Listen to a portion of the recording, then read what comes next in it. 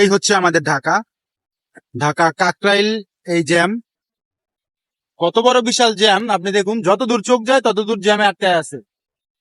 যত দূর চোখ যায় তত দূর জ্যামে আটকায় আছে। এই হচ্ছে আমাদের ঢাকা।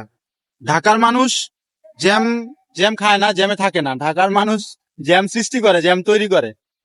কি একটা অবস্থা দেখুন। কাকরাইল মোড় থেকে এইদিকে যত দূর চোখ যায় ওই মাথা পর্যন্ত সিগন্যালের জ্যাম। এই যে দেখেন রাস্তায় হচ্ছে এই অবস্থা। আজকে শনিবার দিন, সরকারি অফিস আদালত বন্ধ, তারপরে রাস্তাঘাটের এই অবস্থা। মানুষ কি করবে বলেন?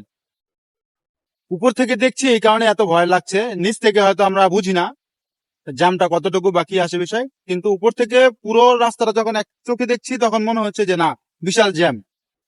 এই জ্যামে এই মানুষের জীবন অতিষ্ঠ। ঢাকার মানুষ দিন দিন এমন একটা সিচুয়েশনে পরিস্থিতি পড়তেছে যেটা বলে বোঝানোর মতো না। আমার মতে ঢাকা শহর এখন যে সিচুয়েশন আছে আর কিছুদিন পরে হয়তো বসবাসের অযোগ্য হয়ে যাবে।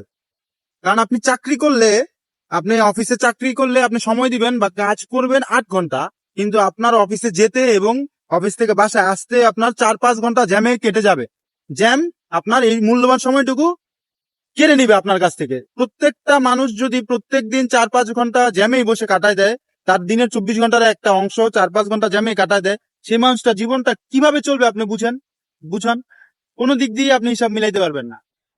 তবে আমি মনে করি যে যারা গ্রামে বসবাস করে তারা ঢাকার মানুষের চাইতে এমনিতে নর্মালি 4-5 বছর বেশি বাঁচবে।